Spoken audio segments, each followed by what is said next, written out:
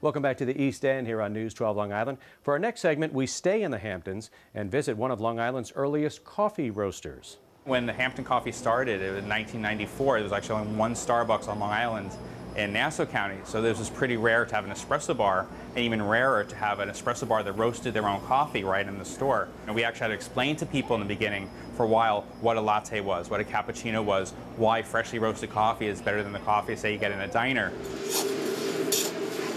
Every week we'll get a pallet of coffee beans delivered, so it's about 1,200, 1,400 pounds. And Dwight, our roast master, takes those raw beans, blends them, roasts them, flavors them, and then we use them in our two stores, and we also distribute them to our wholesale clients. So we could drive from Montauk to Manhattan each week, delivering our coffee to supermarkets like King Cullen and IGA. We're going to be in ShopRite. So this is a green beans mixing bucket. Okay. And mixing a blend of beans to create breakfast blend. I already did the main part of it, and you can add the Costa Rican in here. Okay, this is Costa Rican? Yep, that's the Costa Rican beans. Now all coffee beans are green? All coffee beans are green. So it doesn't matter what country they're from, it's all green? It's all green, but they have different shades. Like look at this Brazil, you can see it has a different shade, and the Costa Rican is a little brighter. We have about 3 dozen different varieties. Some are blends, some are straight coffees like the Organic Peru. But in the summer, we can actually bring in double that amount of coffee. There'll be 2 or 3 pallets coming in every week that Dwight has to roast up. We package, we blend, and we get out to everyone.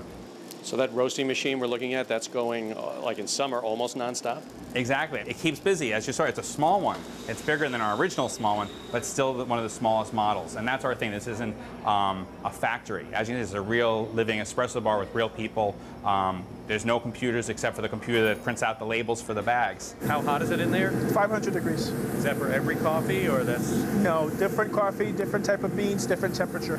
Okay. So the whole, this is a science, right? Yeah, it's like art and science. Really, you're like a chef. I mean, you're determining the time, right, yep, the time, sort of the temperature, the way the coffee is roasted, the taste of it. If I wanted to go light with this coffee, I could have gone really light. But this one I went a little dark, so you can see the different colors in there. That's just the oil on top of the coffee beans. My husband had it for about a year before we met, and I came over from Ireland just to work for the summer, and I ended up marrying him. We bake our own fresh baked goods every morning. We have some customers who've been with us right from the start who still come for their coffee and scone every morning. How big a coffee drinker are you, Teresa? Actually, since I came over here, I've become a coffee drinker. Obviously, being from Ireland, I'm a big tea drinker, so you know, that changed once I got into this business, so I have to, you know, try different types of coffees to see what we're brewing and, you know, what we're roasting each month. People have no idea how much is involved in coffee making, do they? The average person. Yeah, it's a lot. There's a lot that goes into it, from the cherry to the green coffee to the drying of it to the shipping of it. Coffee grows like a cherry kind of, and then it's dried in the sun, it's washed, and then it's split in two to make half coffee beans. So it's actually a half bean. Now, where's coffee grown? Many different countries. Many different countries. The best coffee is grown in high altitude. It's what is known as Arabica coffee beans we use here. Brazil, Colombia, Costa Rica, major coffee beans. The largest producer right now is Brazil. Is it where they're from determines the taste, I would imagine? Absolutely, yeah.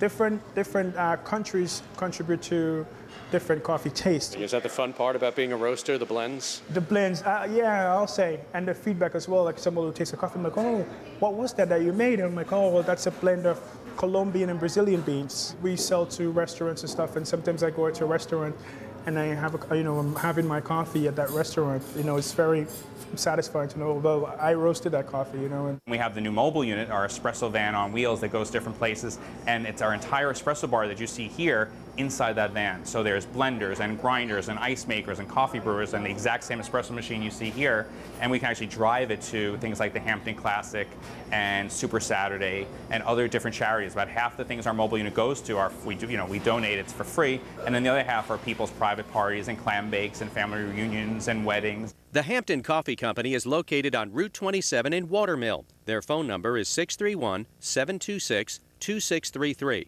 Their website is hamptoncoffeecompany.com, or for more information, go to our website, news12.com, click on Features, then East End.